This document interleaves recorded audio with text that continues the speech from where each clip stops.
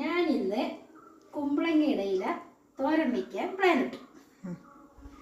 എന്നാ പിന്നെ തോരൻ വെച്ചാലോ? ഒരു 5-10 ഇല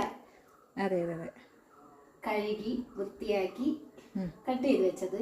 അതിൻ്റെ കൂടെ ഒരു പൂവും ഉണ്ടായിരുന്നു. ആ പൂവ് എടുത്ത് കട്ട് ചെയ്ത് വെച്ച്, പിന്നെ 2 കാന്താരി മുളക്, കുറച്ച് കുഞ്ഞുള്ളി, കുറച്ച് വെളുത്തുള്ളി, വറ്റൽമുളക്, പിന്നെ വെളിച്ചെണ്ണ, കടുക്, പിന്നെ മഞ്ഞപ്പൊടി എല്ലാം കൂടി വയ്ക്കാൻ പോവാം.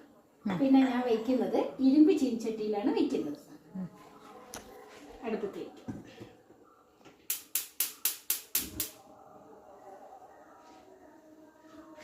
ചൂടായിട്ട് നന്നായി ചൂടായി വരുമ്പോൾ കുറച്ച് ആ വെള്ളം നാറട്ടെ. വെളിച്ചെണ്ണ ഒഴിക്കുക കുറച്ച്. നന്നായി ചൂടായി വരുമ്പോൾ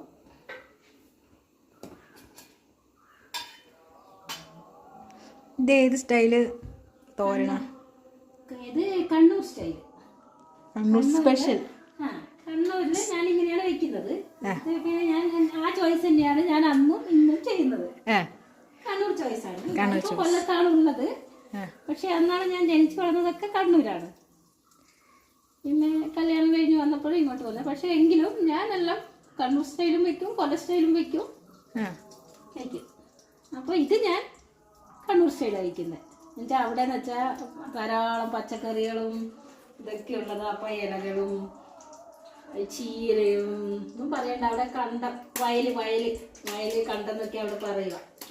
അപ്പോൾ അവിടെ ഇഷ്ടം പോലെ ഇലകൾ, കറി വെക്കി തോരൻ വെക്കേണ്ട ഇലകൾ ഇഷ്ടം പോലെ ഉണ്ടാവും ഇവിടെ. പക്ഷേ ഈ കുമ്പളങ്ങയുടെ ഈ കുമ്പളങ്ങയുടെ ഇലയൊന്നും വെക്കില്ല. പക്ഷെ അവിടെ കുമ്പളങ്ങയുടെ ഇലയും മത്തരയിലയും വേണ്ട എല്ലാ ഇതും വെക്കും. അപ്പോൾ വെള്ളം പൊട്ടിത്തെറിക്കുന്നത് ഇതൊന്ന് വെച്ച് പൊട്ടിത്തെറിക്കാൻ വെള്ളം ശരിക്കും പോയില്ലായിരുന്നു കേട്ടോ. വെള്ളം പോയിട്ട് ഇട്ടാൽ പെട്ടെന്ന്. അമ്മ അപ്പൊ ഇന്നത്തെ സ്പെഷ്യൽ എന്താ? തോരനും. തോരനും പിന്നെ മീൻകറി വെച്ചതുണ്ട് ഇന്നലത്തെ. പിന്നെ ചക്ക വെക്കണം. ഓ വാവ്.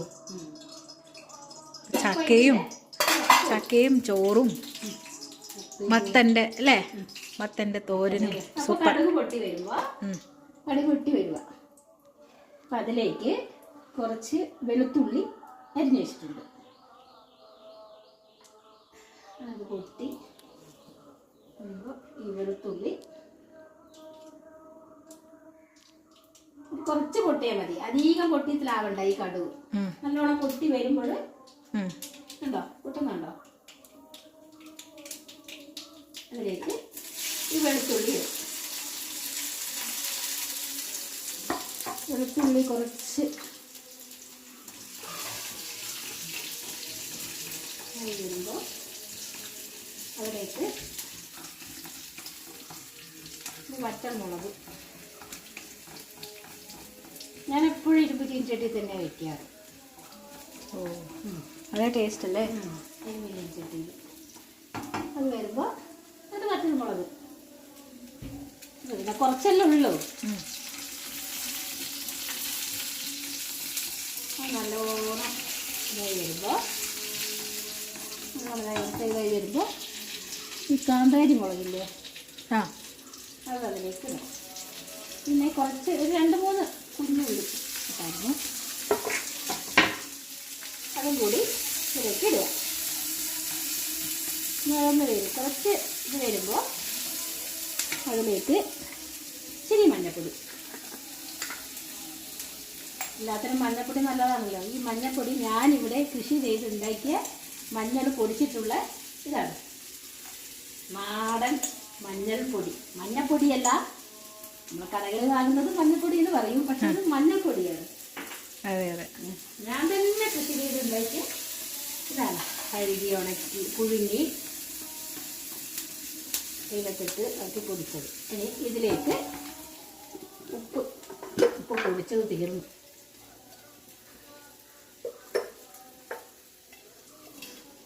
അതിൽ ഉപ്പ് വേണ്ട. ശരി, പൊടിക്കാം. കല്ലുപ്പ് പൊടിച്ച് വെച്ചതാണ്. ഇത് വളർന്ന് വരുമ്പോൾ ഇതിലേക്ക് ഈ മുറിച്ച് വെച്ച പൂവും ഇലയും എല്ലാം ഇടണം.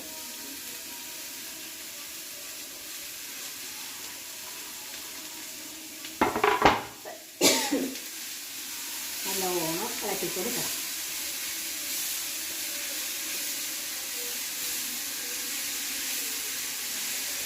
ഇതിൻ്റെ ഇടാകുമ്പോൾ നല്ല ചൂട് സ്റ്റീമ് കുറച്ച് വയ്ക്കണം. ഇട്ട് അടച്ച് വയ്ക്കണം. ഓക്കെ. ഒരു കുരുമുളക് പൊടി ഇതാക്കി ഇതാ എൻ്റെ കുമ്പളങ്ങ. ഓക്കെ. ഓക്കെ.